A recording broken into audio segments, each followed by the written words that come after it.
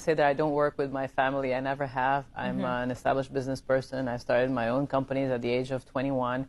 I've always been extremely independent. And when I really started working, I started off as a very small business person. With a very small business with very little capital, and then it grew as I went along, as I learned, as I invested more, and as my business became more successful. There are some people who believe that nepotism played a huge role in your success. Can you honestly say that, you know, the main reason for your success was not your father's influence? When you work in a private environment like I do, it really doesn't matter who your parents are.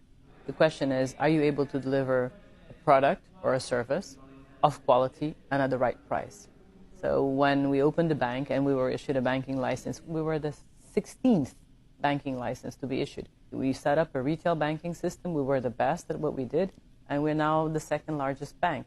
Now, nobody forced any of those consumers to go and open a bank account at our banks. So in that sense, my answer is, look, it's a competitive market. There's competition. People have the right to choose, and they choose whichever product or whichever service they prefer. So the fact that you believe that, you know, you earned your success, you worked hard for it, you delivered the right product, as you say, and then the current president, you know, waltzes in and essentially removes you from your position from Sonangol. I'm just curious, given that the current president was basically mentored by your father, groomed by your father, did that feel like being stabbed in the back? We came into Sonangol, the new board of Sonangol was appointed in June 2016 for a very specific purpose. The company was in pre-bankruptcy stage. It was very much an issue of balance sheet. Let's look at the balance sheet and let's get that balance sheet more solid, more robust. And we did that. We had 17 months to do it. Could we have done better if we had 24 months? Probably. But I think we left the company in a good place. Okay, you have a sense of achievement, but how did it feel? What was your reaction to the fact that you were just like that removed from your position, and a position that you say you worked very hard at?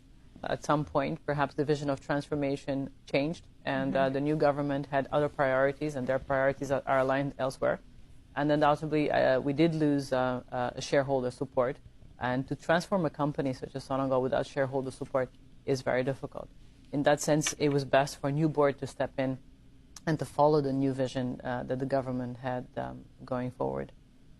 So the current president, your father's successor, essentially wants to open up the telecommunications space in Angola to foreign bidders. What do you make of that, especially since there will be competition for your firm?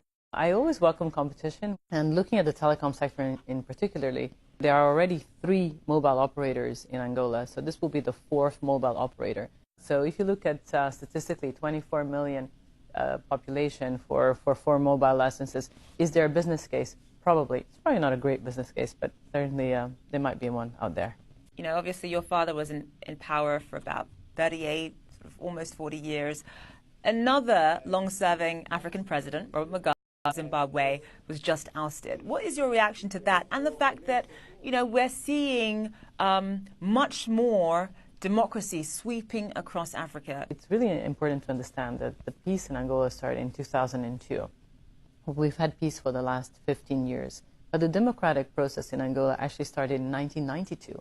So Angola has really a good track record of democratic elections and a democratic process. You know, President dos Santos could have stood up for elections if he had wanted to, and he did not. So he decided not to go for elections through his own decisions. There was nothing in the constitution or in the law that would stop him from doing so. And we really can benchmark Angola as a very positive story of a positive transition that was peaceful, that where elections were carried out, and we see the results. Today we have a parliament. The parliament is working. We have a new government. The government is working, and we're moving forward.